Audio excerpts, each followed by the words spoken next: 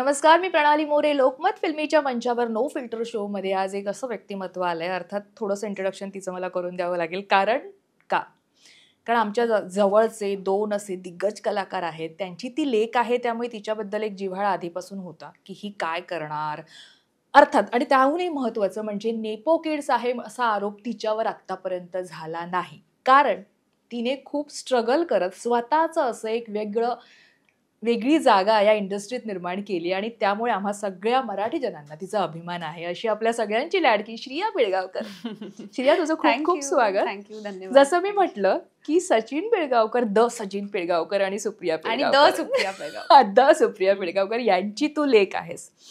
तर मला असं राहून वाटतं की तू कधी त्या नावाचा वापर करून पुढे आली नाहीस. कारण आम्ही तुला लहानपणापासून पाहिले. तुझं पहिलं त्या पार्टीत त्यांच्यासोबत येणं, तेव्हा तू अशी स्टार किड्स आहेस म्हणून मिरवायची नाहीस, तू सिम्पल असायचीस आणि हळूहळू तू वेगळं राहूनच तुझी आयडेंटिटी क्रिएट केलीस. मला हा जो जर्नी आहे ना, लहानपणापासूनचा आत्तापर्यंतचा, तुझं हे अचिव्हमेंट जे आहे ते ऐकायला आवडेल. ऍक्च्युली थोडक्यात सांगणं कठीण आहे, बिकॉज एक लाईफस्पॅनचा प्रश्न तुम्ही विचारलाय.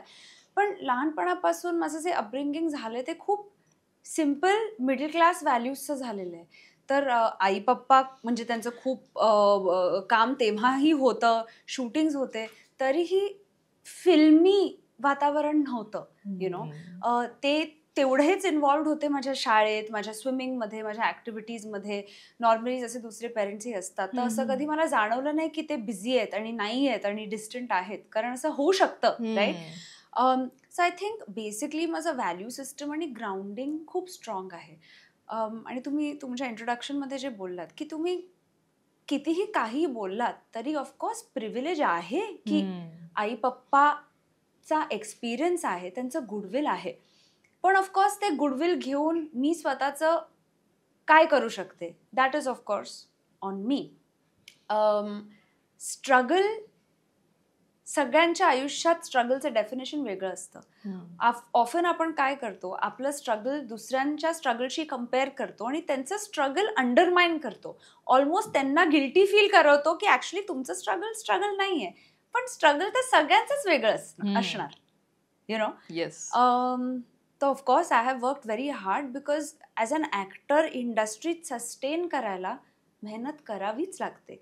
तुम्हाला 1, 2, 3, 4, 5 ऑपॉर्च्युनिटीज मिळतीलच. आता माझी डेब्यू फिल्म एकुलती एक होती, पण एकुलती एक अशी मोठा लॉन्च किंवा तो एक it was a smaller film in general.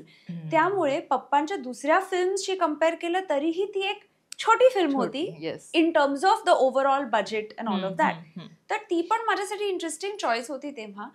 आणि मी ती फिल्म केली कारण प्युअरली मला शिकायचं होतं. अशोक काका होते, पप्पा होते, एक सेटवरचा एक्सपिरियन्स, ते तर of course it was my privilege. पण त्याच्यानंतर ऑर्गॅनिकली अशी माझी जर्नी झाली की I had to start from scratch. असं खूप वेळा होतं की स्टार किड्स ऑलरेडी मॅगझिनच्या कव्हर्सवरती असतात किंवा आधीच त्यांना खूप ऑपॉर्च्युनिटीज मिळतात, बट इव्हेंच्युअली आलिया भट्टचं एक्झाम्पल घ्या, सस्टेन तर करायलाच लागतं. You have to keep proving yourself. And I think ह्याच्यात नशिबाचा पण खूप मोठा भाग असतो, मेहनत असतेच. पण लोक ऑफन डिस्कस नाही करत की टॅलेंट, लक, ऑपॉर्च्युनिटी, तीनही गोष्टी असतात. सो येस, मे बी आत्तापर्यंत माझं सिरीज वर्क जास्त आहे फिल्म्सपेक्षा. मला फिल्म्सही करायचे आहेत, पण फॉर व्हॉट एव्हर रिझन आत्तापर्यंत त्याच्यात एवढा स्ट्रॉंग प्रेझेन्स झाला नाहीये. सो आता तो माझा फोकस आहे. सो तुम्हाला रिइन्व्हेंट करायला लागतं. आणि मी पप्पा आणि आईला बघून हे शिकले की तुम्ही कम्प्लेसंट नाही राहू शकत आणि हार्डवर्क शिवाय काहीच होणार नाही. निश्चित. नाव बनवून सुद्धा ही तुम्हाला तेवढीच मेहनत करायला लागते. हे मी लाईव्ह एक्झाम्पल पाहते घरी. सो त्यामुळे माझं बाकी डिस्ट्रॅक्शन्सनी मी ना इझिली शेक होत नाही. मला माहिती आहे की that is nothing is a substitute for hard work.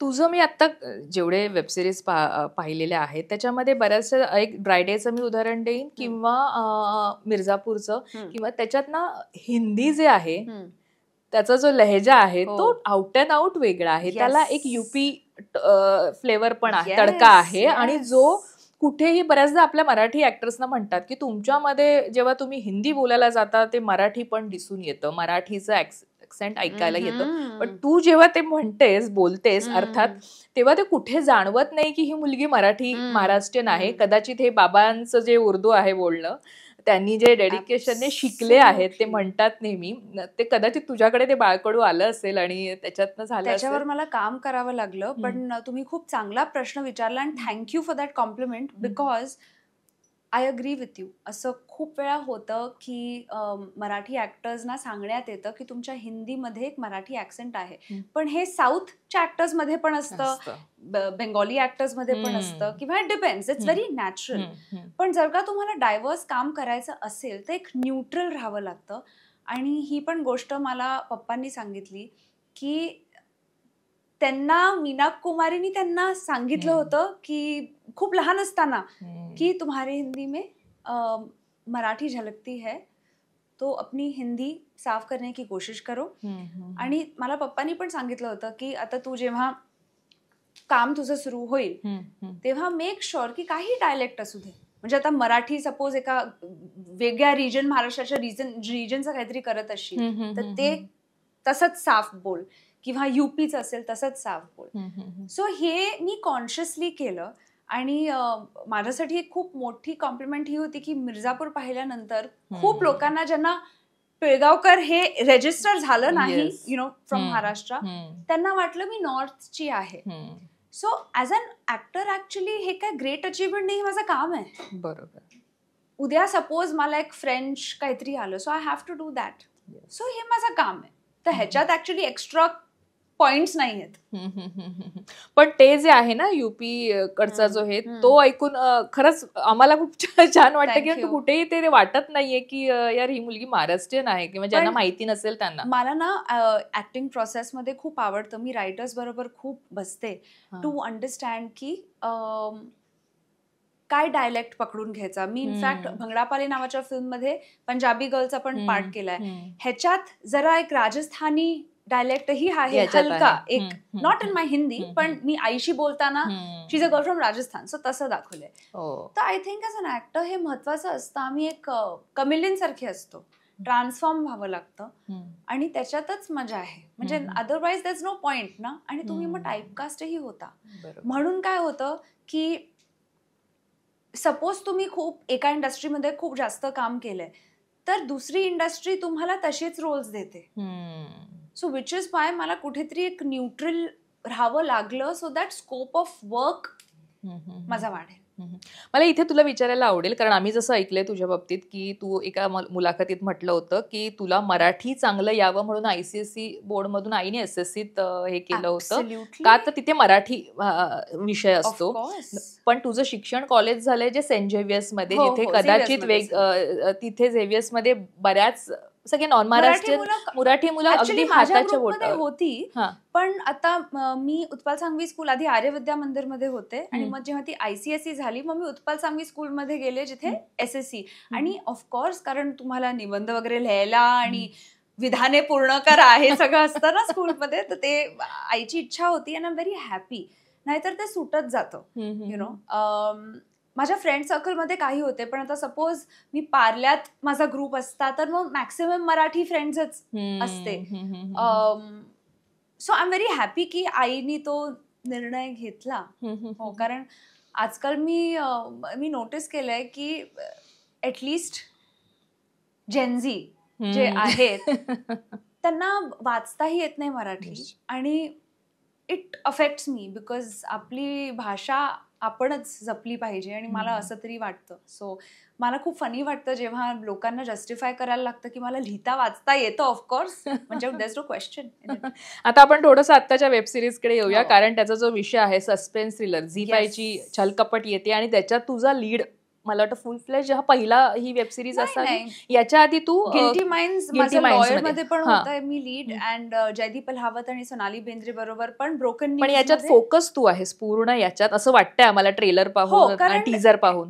ह्याच्यात स्टोरी इज थ्रू मी. त्या सिरीज मध्ये स्टोरी वॉज थ्रू जयदीप, मी आणि सोनाली, पण तरी तिघं पण मेन होतो गिल्टी माइंड्स. गिल्टी माइंड्स मध्ये.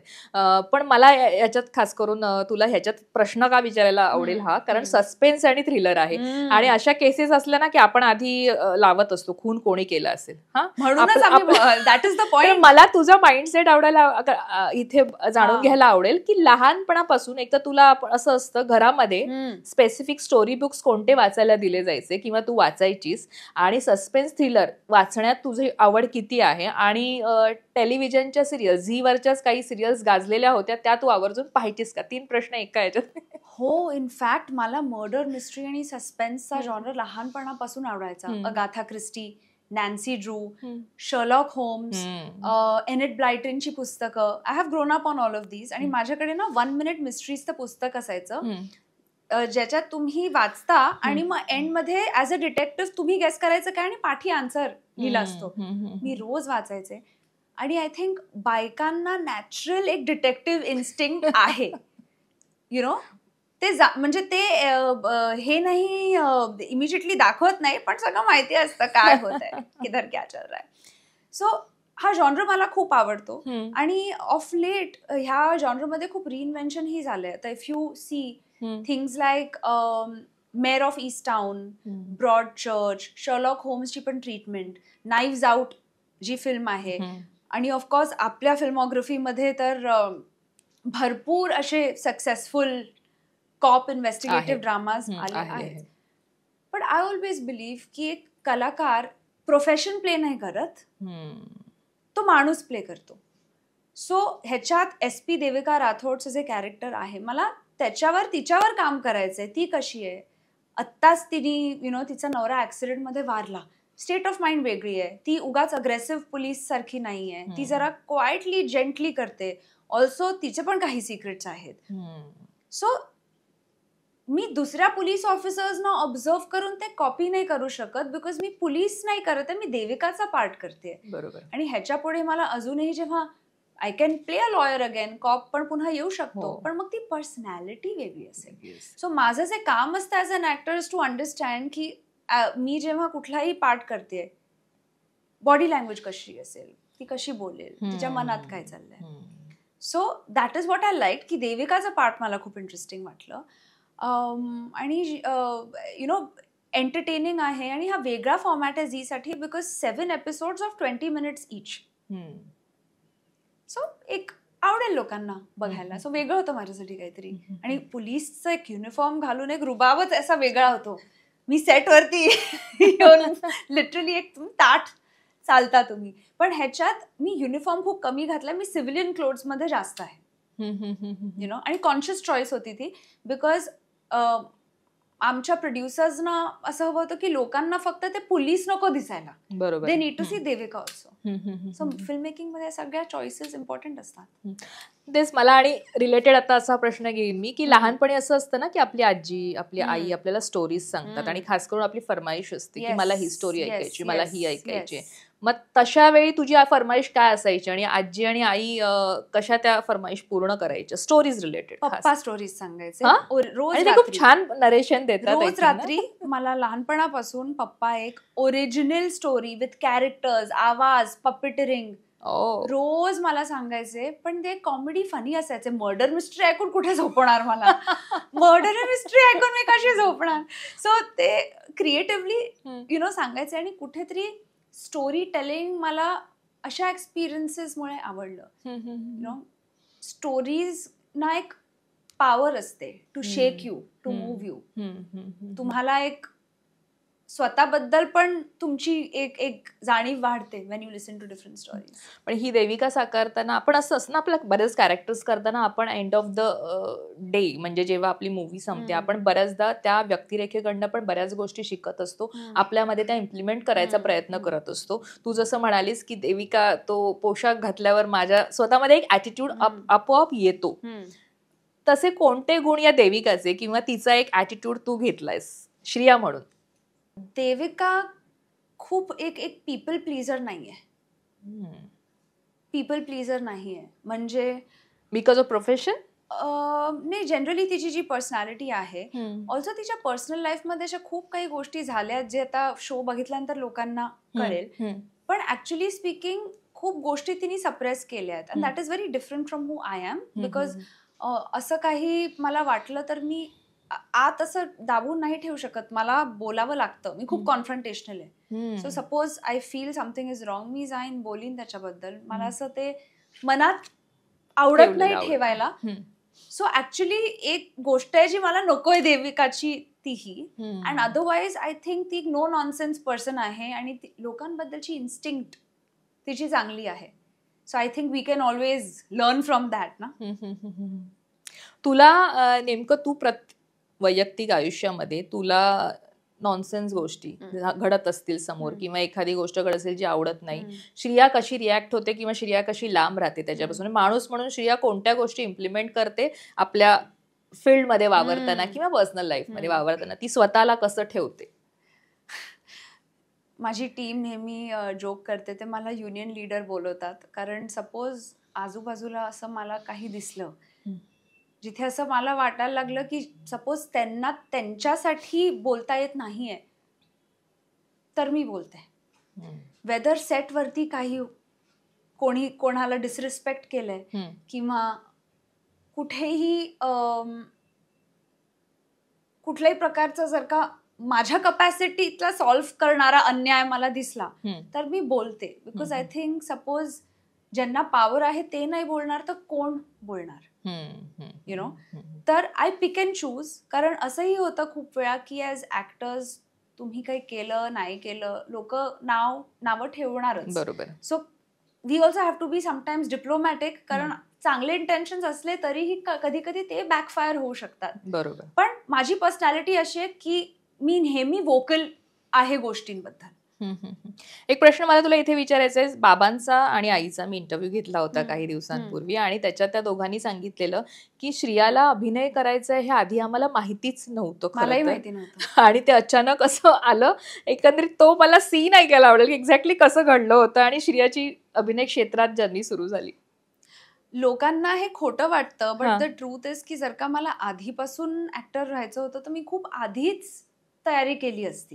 पण तसं काहीच नव्हतं. मी कथक डान्सर म्हणून ट्रेनिंग घेत होते आणि माझं in fact actually I have not sed this before, पण स्कूल नंतर ऑफकोर्स 5 years मी झेवियर्स होते, मी सोशॉलॉजीमध्ये ग्रॅज्युएशन केलं आणि मला कोलंबियामध्ये ऍडमिशन मिळाली होती. पण त्याच्या आधी स्कूल नंतर मला एक लिमिटेड सिरीजची ऑफर आली होती आणि आईच्या एका फ्रेंडनी ऑफर दिली. बट ही सेड की कॉलेज नाही जाता येणार तुला, पण खूप चांगला पार्ट आहे. पण आय सेड मला जायचंय कॉलेजला, मला ते कॉलेज लाईफ एक्सपिरियन्स करायचंय. Because that is a once in a lifetime thing त्या वयात. सो मी नाही केलं. आणि मला फिल्म मेकिंगमध्ये इंटरेस्ट होताच, बट समहाव माझे खूप इंटरेस्ट दुसरे होते. So I was also exploring की मला काय करायचंय. मला माहिती नव्हतं. आय वॉज म्हणजे सगळंच आवडत होतं. पण मी जेव्हा कथक ट्रेनिंग सुरू केली, 7 वर्ष करत होते, तेव्हा डिप्लोमा, ॲडव्हान्स डिप्लोमा केला. त्याच्यानंतर अभिनय करायचाच असतो ॲज अ कथक डान्सर. तेव्हा कुठेतरी वाटलं की मला हे आवडतंय आणि खूप प्रेझेंट आहे मी, आणि एक ते कळतं तुम्हाला, की हेच आहे. आणि मी थिएटर केलं आणि मी एक 10 मिनिटाचं नाटक NCPA short and sweet festival साठी करत होते आणि त्या 10 मिनिटासाठी मी 1 महिना रिहर्स केला. आणि आई बघत होती रोज रिहर्स करते. तर एकदा ती आली, शी सेड डोंट टेल मी तुला आता ऍक्टिंग करायची.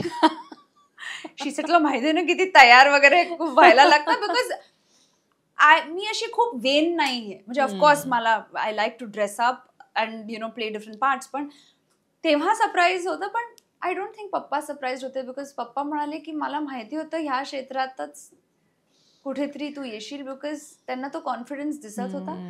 आणि मी नेहमी कॅमेरा समोर ऑन स्टेज नेहमीच कॉन्फिडंट होते. मला लोक आवडतात. I like that energy exchange. मी कधीच म्हणजे लाजून मी परफॉर्म नाही करणार नव्हतं. मी करायचे परफॉर्म. मला यू लाईक दॅट. बरोबर. सो आय थिंक थँकफुली माझं पोटेन्शियल होतं म्हणून मी करू शकले. खूप लोक असेही असतात की जस्ट बिकॉज फॅमिलीमध्ये आहे ते करतात, पण ते सगळ्यांना कळतं की जरा पोटेन्शियल वीक आहे.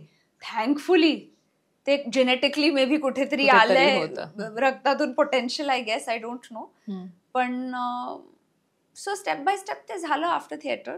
बट आईनी मला नेहमीच आणि पप्पांनी पण नेहमी सांगितलं होतं की जो मार्ग आहे तो मलाच शोधायला लागेल, बिकॉज त्यांनी जे अचीव्ह केलंय ना, तुम्ही ते कॉन्शियसली नाही करू शकत. ते years and years of hard work, goodwill, connection, ते तुमच्या हातात नाहीये. ते काहीतरी एक डिवाइन ब्लेसिंग पण आहे, निश्चित, यु नो. सो मी कधी कम्पेअर नाही करू शकत ते, आणि मी माझं करते आणि स्टेप बाय स्टेप जे आहे ते मी करते. अँड इट्स इम्पॉर्टंट की I try to make them proud. एक प्रश्न तुला इथे विचारायचा असा वाटेल की आपण मराठी कुटुंबातून आल्यावर ना आपल्यावर असे संस्कार झालेले असतात की आपण खूप ते वेगळे संस्कार असतात की हे नाही करायचं, मग असं करायचं किंवा असं, आणि ते आपल्यावर ना एक त्या संस्कारांचे काय म्हणतात, आपण ते ऍक्सेप्ट करतो कारण आपल्याला त्याची सवय झालेली असते आणि आपण मग त्याच्या पलीकडे जायचा विचार नाही करत. पण जेव्हा तू आता हिंदीत काम करतेस, वेब सिरीज मध्ये काम करतेस, वेब सिरीजचे आपण जर नियम बघितले खूप बोल्ड सीन्स असतात, बऱ्याच गोष्टी असतात ज्या आपण स्क्रिप्ट बऱ्याच गोष्टी असतात की अरे रोल तर आवडले पण याच्यात हे असं आहे, तर ते आपण बरेच विचार, कदाचित श्रिया म्हणून जेव्हा तू ऍक्टिंग सगळ्यांचा विचार करत असशील तेव्हा कदाचित तुझ्या मनात पहिल्यांदा आले असतील, तर बोल्ड सीन असतील किंवा कोणते सीन करावे लागत असतील तेव्हा श्रिया कसा विचार करते, तेव्हा घरी आई वडिलांशी डिस्कस होतं का, किंवा इंडिपेंडेंटली तुझे निर्णय असतात त्यावेळेचे, ते मला ऐकायला आवडतील. ऑफ स्क्रीन संस्कार ऑन स्क्रीन संस्कारापेक्षा जास्त महत्वाचे आहेत. सो मला माझ्या ऑफ स्क्रीन संस्काराबद्दल खूप कॉन्फिडन्स आहेच. On screen as an actor I don't think मी स्वतःला खूप लिमिट करू शकते आणि करावंही नाही. आणि with time storytelling change झाली आहे. मला स्वतःचे लिमिटेशन्स अँड कम्फर्ट लेवल आहेत. पण सपोज एक लव्ह स्टोरी दाखवताना तुम्ही दाखवता की the girl and the boy are sharing a kiss, ते रेप्रेझेंट करायला मी नाही म्हणणार नाही, बट ते ट्रीट कसं केलंय, काय इंटेन्शननी केलं आहे. सो मला स्वतः कळतं की काय सेन्सेशनलाइज करायला केलं गेलंय आणि काय नाही. ऑफकोर्स न्यूडिटी वगैरे ह्या गोष्टी आहेत जे मी कधी करणार नाही, पण जे करतात आपण जज करू नये, बिकॉज खूप अमेझिंग फिल्म्स ही आल्या ज्याच्यात ती नेसेसिटी होती. सो आय थिंक ते इंटेन्शन गरजेचं आहे. आणि आई बाप्पा मला नेहमीच सपोर्ट करतात, बिकॉज त्यांना पण माहिती आहे की तेवढा जजमेंट मलाही आहे गोष्टींचा. बरोबर. पण इंटरनेटवरती आज लोक काय घेऊन, आज काही होऊ शकतं, फेक व्हिडिओज होऊ शकतात, काही होऊ शकतं, किती खोटं काय काय आहे इंटरनेटवर, ते तुमच्या हातात नाहीये की लोक तुम्हाला मलाईन करायला काय करतील. निश्चित. वेब सिरीज आहेत, पण श्रिया आता जसं आम्ही तुझा एक शाहरुख बरोबर सिनेमा, पहिला सिनेमा आणि फॅन मध्ये तू काम केलंस, एक तर मला शाहरुख विषयी तुझ्याकडनं ऐकायला आवडेल. नंतर सोनाली बेंद्रे, अर्थात ते तर मराठी कनेक्शन फुल, आणि ती खूप गोड आहे, म्हणजे तर मला ते खूप गोड आहे. हा, तर मला त्याच्याविषयी तुझ्याकडनं ऐकायला आवडेल की तू ज्यांच्यासोबत काम केलंस आवर्जून त्यांच्याविषयी तुला बोलायला वाटतंय, कारण इंडस्ट्रीत आता तुझा प्रवास याने पण सुरू झालाय मूवीजच्या ह्याने. तर मी स्वतःला खूप नशीबवान समजते, कारण मी एवढ्या चांगल्या ऍक्टर्स बरोबर काम केलंय. Of course Shah Rukh sir, but Jaideep Ahlawat, Sonali Bendre, आणि wonderful ensemble, not just the stars but जे ऑनसॉम कास्ट ज्यांच्याबरोबर मला संधी मिळाली आहे. आणि मला त्यांना ऑब्झर्व करायला खूप आवडतं, एस्पेशली जयदीप बरोबर काम करताना खूप शिकायला मिळतं. आणि I think I am always hungry to learn more and more from them. आणि मी सेटवर असताना in front of the camera असले तरी ऑफस्क्रीनही आय थिंक ते लर्निंग कंटिन्यू ठेवायला लागतं. आणि एक अशी चांगली गोष्ट आहे की एक्सपिरियन्स आणि सिनियर ऍक्टर्स बरोबर काम करतानाही मी हे बघते की जे चांगले ऍक्टर्स आहेत ना, ते इगो घेऊन सेटवरती येत नाहीत. आणि ते मला आवडणारी नाही, बिकॉज सपोज आमच्या होम प्रोडक्शन सेटवरती पण बघितलं की एक वेगळं वातावरण असतं मराठी फिल्म्स मध्ये. सगळे एकत्र बसतात, जेवतात, असं काही वेगवेगळं असं नसतं, यु नो, जे may be formality Hindi films मध्ये कधी कधी असते. व्हॅनिटी व्हॅन मध्ये कोणी नसतं, सगळे बाहेर असतात, पण जेवताना ऍटलीस्ट आमच्या सेटवरती एकत्रच असतात. So for me it's a learning experience. In fact मला आता इंडस्ट्रीत 10 वर्ष झाली आहे. आय कांट इवन बिलीव्ह 10 वर्ष झाली, बिकॉज अजूनही मला वाटतं की every project feels like a first project.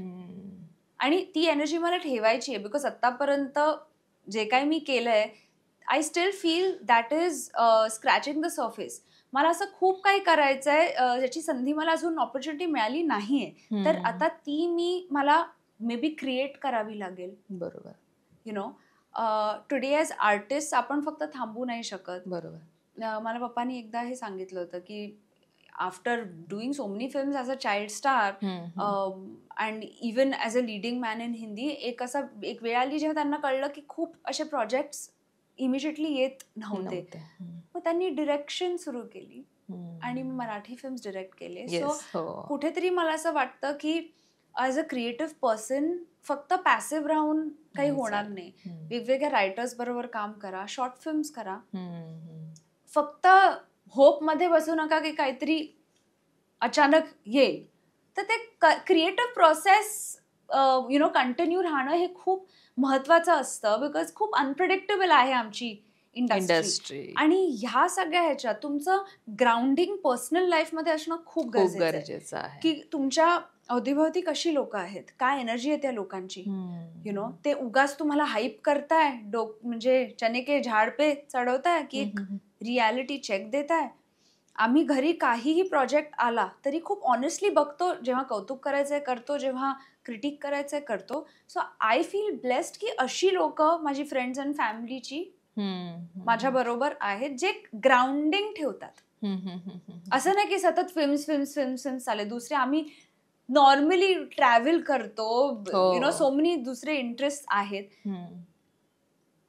ते पण खूप गरजेचं आहे, कारण कलाकार म्हणून फक्त तुम्ही सोशल मीडियाच्या बबलमध्ये राहिलात तर ते खूप हानिकारक आहे मला वाटतं. बरोबर. बऱ्याचदा कसं असतं ना की मला तुला इथे आणखीन हा प्रश्न विचारायला आवडेल की मराठी इंडस्ट्रीत बऱ्याच जणांचे असे प्रश्न असतात प्रेक्षकांचे की सचिनजींची मुलगी दिसत नाही मराठीमध्ये, का दिसत नाही, हिंदीत दिसते. तर तो एक प्रश्न आहे, त्याचं उत्तर तू प्रेक्षकांना दे. आणि दुसरं म्हणजे अर्थात तू इतक्या मोठ्या मोठ्या लोकांमध्ये मोठी झाली असेल. मला वाटतं अशोक सराफ आहेत, लक्ष्मीकांत बेर्डे आहेत, बरेच लोक, महेश कोठारे आहेत. तुझा संबंध तुमच्या पार्टीज आणि फॅमिली गॅदरिंग पण तुमचे व्हायचे, त्यामुळे तुझा आला असेल तर त्यांच्याविषयी तुझ्याकडनं ऐकायला आवडेल. म्हणजे आणि मराठीत कधी दिसणार आहेस? मराठीत कधी दिसणार आहे ते मी आधी सांगते. असं काही कॉन्शियस नाहीये की मी नाही करत आहे किंवा मला करायचं नाहीये. मी फक्त ऑब्झर्व केलं की मला एक नंतर जे मराठी स्क्रिप्ट जे आले ना, ते त्याच्यात मराठमोळं किंवा तो मराठी एसेन्स नव्हता. ते एक खूप मॉडर्न स्क्रिप्ट्स होत्या आणि मला एक काहीतरी वेगळं करायचं होतं जे रूटेड असेल. येस. सो आय फेल्ट की मला मराठीत करायचंय तर तसंच करायचंय. आणि आजही म्हणजे आता मी आदित्य सरपोतदार लहानपणापासून मी आदित्यला मी खूप आधीपासून ओळखते. त्यालाही मी सांगते की तुला कधीही काही मराठीत करायचं असेल, मला तुझ्याबरोबर काम करायचंय. अविनाश अरुण हे जे फिल्म मेकर्स आहेत अमेझिंग आहेत आणि मी का नाही करणार. ही म्हणजे लोक आता साऊथ मध्ये करतात आणि मी साऊथ मध्येही एक there is no way. Of course मला करायचंय, बट आय होप मला अशी कुठली तरी स्क्रिप्ट मिळेल ज्याच्यात एक आपल्या कल्चरचा असेन्स असेल. काहीतरी पिरियड मध्ये मला पिरियड ड्रामा, असं कट्यार काळजात घुसली कशी फिल्म होती तसं काहीतरी करायला आवडेल आणि कुठेतरी कथकची माझी ट्रेनिंग दाखवायला आवडेल. की अशा ऑपॉर्च्युनिटीज मला नाही मिळाल्यात.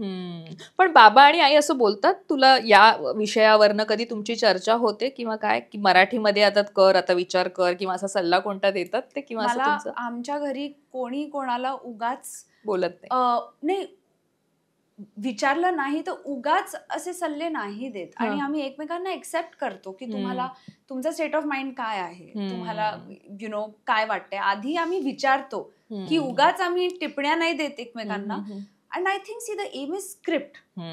एवढं कॉन्टेंट आहे, चांगली स्क्रिप्ट असेल तर मी कुठल्याही लँग्वेज मध्ये करेन. मी इंग्लिश सिरीज पण केले तर मी का नाही करणार. इनफॅक्ट आम्ही स्थळ नावाची फिल्म प्रेझेंट केली रिसेंटली.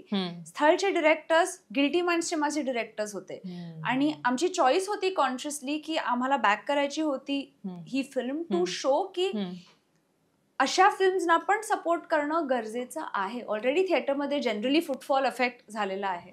सो हे खूप इम्पॉर्टंट आहे storytellers to support it. तर कुठे ना कुठे मी करतेच आहे बरोबर सपोर्ट, आणि आय एम होपिंग की मला लवकरच एक चांगली मराठी फिल्म करायला आवडेल. साऊथचं पण तू म्हणालीस, मला साऊथ इंडस्ट्री, तू सगळ्याच इंडस्ट्रीचा जो इंग्लिश वेब सिरीज पण पण मी केली, साऊथ एकच एक मूवी केलीस, पण त्यावेळेला कल्चर आपल्याला कामाचं कळतं एका मूवीच्या वेळेला. हिंदीमध्ये तू आता काम करतेस आणि मराठीतही केलेस, त्यामुळे मराठीचं तर तू म्हणालीस की खूप फॅमिली आणि हे सगळं असतं.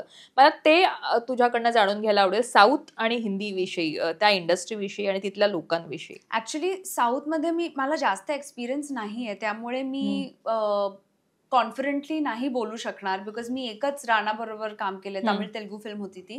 ऑफकोर्स लँग्वेजमध्ये तुम्हाला सुरुवातीला ते एक कमांड असणं गरजेचं आहे, आणि लोकांना वाटतं साऊथमध्ये तुम्ही फक्त ABCD बोलताय, असं नाहीये. ऍक्च्युली पाठांतर करून ते करणं गरजेचं आहे. It's very important.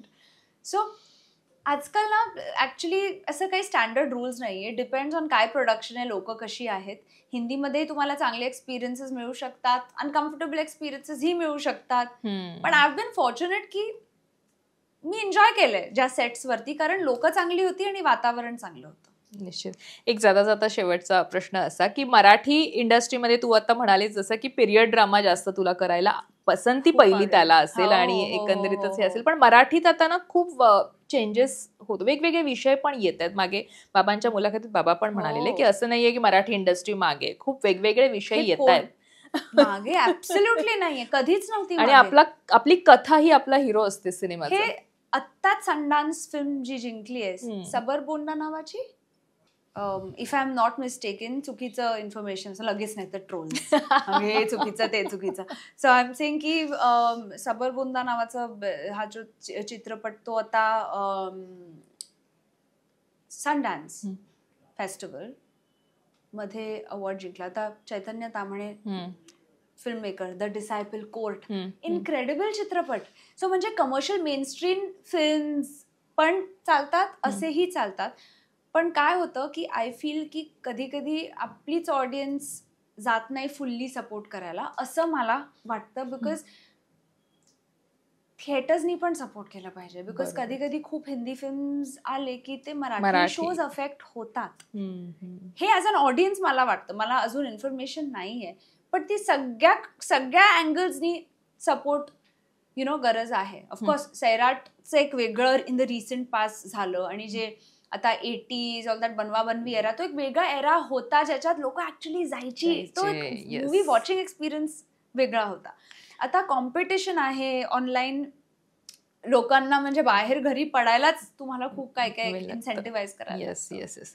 तू आता जी नावं घेतलीस एवढ्या मोठमोठ्या सिनेमांची, पप्पांचाच एक सिनेमा होता अशी बनवा बनवी, पण तुला पप्पांच्या कोणत्या, बाबांच्या कोणत्या सिनेमाच्या रिमेक मध्ये काम करायला आवडेल, ज्याचा रिमेक होईल? कारण आम्ही त्यांना इतक्या वेळा विचारले, सर अशी बनवा बनवी, त्याचा रिमेक नाही होत, नाही करू शकत ते असं म्हणाले. पण तरी सुद्धा एखादं असं तुला वाटतं त्यांचा सिनेमा की यार ह्याचा व्हावा आणि मला यातली ही भूमिका करायला आवडेल? ऍक्च्युली मला नवरा माझा नवसाचे कॅरेक्टर्स खूप आवडतात, म्हणून मी 2 मध्ये पण त्यांना सांगितलं मला कुठेतरी करायचं, म्हणून मी एंड मध्ये डान्स तो ॲज अ स्पेशल अपिअरन्स म्हणून केला. तेव्हा माझं एक दुसरा शूट होतं. तर पण in any way, but I feel की सिक्वेल्स वेगळं, पण रिमेक तर तुम्ही अशा आयकॉनिक फिल्म्सला नाही करू शकत. रिमेक नाही करू शकत. Sequels it's natural to have, but असे काही फिल्म्स आहेत ज्यांचं सिक्वेल होणं पण खूप कठीण आहे, आणि ते it's okay not to touch it. नवीन काहीतरी. एक शेवटचा प्रश्न जाता जाता, की जेव्हा लाईफमध्ये असं होतं ना आपल्याला थोडंसं लो वाटतंय, तेव्हा श्रिया पहिला एक व्यक्ती म्हणून, कारण आज ना या प्रश्नाचं उत्तर तुमच्याकडनं लोकांपर्यंत जाणं खूप गरजेचं आहे. कारण डिप्रेशन, स्ट्रेस लेवल वाढते, त्यामुळे डिप्रेशन, एन्झायटी हे रोग जसे साधा ताप आल्यासारखे लोकांना फटाफट होताना दिसत आहेत. दर 10 मागे 4 लोकांना ते डिप्रेशन, एन्झायटी असते, आणि ते सगळं स्पर्धेमुळे. या स्पर्धेत टिकायचंय म्हणून श्रिया ॲज अ पर्सन या स्ट्रेसच्या जगात स्वतःला शांत, काम ठेवून त्याला टॅकल कशी करते आणि स्वतःला या सगळ्या परिस्थितीतनं कसं बाहेर काढते? इट इज इम्पॉसिबल की तुम्ही नेहमी काम राहणार. That is not possible. मला कुठेतरी वाटतं की 2-3 गोष्टी आहेत. एक की ॲक्च्युली जर का तुम्हाला जेन्युइन क्रॉनिक डिप्रेशन एन्झायटी आहे, प्लीज थेरपी करा. बिकॉज जेन्युइनली त्याच्याने खूप फरक पडतो. स्वतःला ग्राउंड करायला खूप गोष्टी आहे. मला लिहायला खूप आवडतं. मी रोज जर्नल करते, रोज लिहिते. तू डायरीज पण लिहिते? खूप डायरीज रोज मी लिहिते आणि मला आवडतं. That is my release. Also माझा स्वभाव असा आहे की मला ॲज आय सेड की मी सप्रेस नाही करू शकत. तो सपोज काही आत असं मला ट्रबल करते तर मी बोलते. आणि टचवूड माझ्याकडे ना चांगला सपोर्ट सिस्टम आहे की मी ओपनली आई बाप्पांबरोबर बोलू शकते. आता हे लक्झरी माझ्याकडे आहे. माझे फ्रेंड्स आहेत जे ऐकतात. पण खूप लोक आहेत ज्यांच्याकडे नसू शकतं असं. आय फील कधी कधी स्वतःला शांत करायला पण तुम्हाला वेदर इट इज मेडिटेशन, लिखाण असू दे, काही डान्स असू दे, काही तुम्हाला एक स्वतःला ग्राउंड करायला गरजेचं आहे. बरोबर. आणि काय ना, सोशल मीडियाचं कामच आहे की ते तुम्हाला शांत राहू देणार नाही. त्यामुळे सोशल मीडियाला जिंकायला देऊ नका. एनकरेज व्हा. पण लोक सोशल मीडियावरती पर्सोना जे ठेवतात, तुम्हाला कसं माहिती ते काय खरंय? लोक हॅपी हॅपी फोटोज घालतात पण ऍक्च्युली आत त्यांच्या काय होतंय तुम्हाला ते माहिती नाहीये. सो एन्जॉय करा, बट असं समजू नका की हेच आहे. आणि ऍक्च्युली रिअल वर्ल्ड बाहेर जाऊन जे आहे ते आहे. नेचरमध्ये जाऊन मला खूप बरं वाटतं. मी तर ट्रॅव्हल खूप करते आणि कुठेही, म्हणजे मी उत्तराखंडला जाते, रत्नागिरी, कुठेही you know I think travelling आणि नेचरमध्ये राहूनही कुठेतरी ग्राउंडिंग होतं. बट क्रॉनिक असेल तर ऑफकोर्स सीक हेल्प. ह्याच्यात शेम काही नाहीये टू डू इट. पण ते तुम्हाला स्वतःच बघायला लागेल. असंच सांगून बोलून होणार नाही. बट सोशल मीडिया फॉलोअर्सच फक्त एंड गेम नाहीये. काहीतरी तुमचा क्राफ्ट किंवा काहीही तुमच्या फील्डमध्ये जे आहे त्याचं काय, त्याची काय मेहनत आहे ते करणं आय थिंक खूप महत्वाचं आहे. Because social media keeps changing. At least I feel that. तर मी एन्जॉय करते पण मी अति नाही त्याच्यात घुसत. बिकॉज कधी कधी ते खूप नेगेटिव्ह पण होऊ शकतं आणि लोकांना ना खूप मजा येते दुसऱ्यांना खालती ओढायला. मग तुम्ही रिॲक्शनच नाही द्यायची. Because you have to stay in your power. ते काही कोण चेहरे कोण आहेत तुम्हाला माहिती नाही आहेत. ते त्यांच्या आयुष्यात अनहॅपी आहेत म्हणून त्यांना दुसऱ्यांना अनहॅपी करायचंय. I think the best way is तुमचा हॅपीनेस आणि स्टेट ऑफ माइंड हलता कामा नये. That's what I think. You know छोट्या छोट्या गोष्टींमध्ये इम्पॉर्टंट आहे. नेहमीच मोठ्या गोष्टी इम्पॉर्टंट नेहमी नसतात. चहा पिताय कोण, एन्जॉय करा. मी तुमच्याशी बोलते, मी एन्जॉय करते. माझं माइंड इथे तिथे नाहीये. So I think I like to live like that. You know आयुष्य संपल्यानंतर कुठे तुम्ही सोशल मीडिया नंबर्स आणि ह्याच्यात सगळं हे करणार आहे. So look at the smaller things. तेही एन्जॉय करा, पैसे पण कमवा, कामही करा. स्वतःला त्रास देऊ नका. Half the time you know तुम्हीच स्वतःला खूप त्रास देताय. That's what I think. Thank you. आणि इतकं सुंदर बोललीस. आणि असं असतं ना की आपल्या कोणाचं तरी येऊन माणूस बोलतं आपल्याशी, असाच फिलिंग आमच्या सगळ्या प्रेक्षकांना पण येणार आहे. आणि खूप दिवसांनी तू मराठीत इंटरव्ह्यू देत असतेस, पण खूप दिवसांनी असं लोकमतच्या आमच्या प्रेक्षकांना वाटणार आहे की श्रिया आमच्याशी गप्पा मारायला आली आहे आणि आपल्या कोणाची तरी मुलगी आली आहे. तर ती अर्थातच सचिन सर आणि सुप्रिया पिळगावकर यांची मुलगी गप्पा मारते. हा एक वेगळा आनंद. आणि अर्थात तू पण आता श्रिया पिळगावकर आहेस, कारण तू स्वतःची एक वेगळी ओळख. काय ना काहीतरी कॉमेंट्स लिहितील नाही, कारण तू सगळं मराठीपेक्षा हिंदीत तू छान स्वतःचं काम करतेस आणि आता मराठीचंही तू बोलली आहेस. त्यामुळे लवकरच आमचे प्रेक्षक तुझ्या मराठी मूवीची वाट पाहणार आहेत. तर या सगळ्या तुझ्या पुढच्या जर्नीसाठी आमच्याकडनं खूप खूप शुभेच्छा. धन्यवाद. थँक्यू.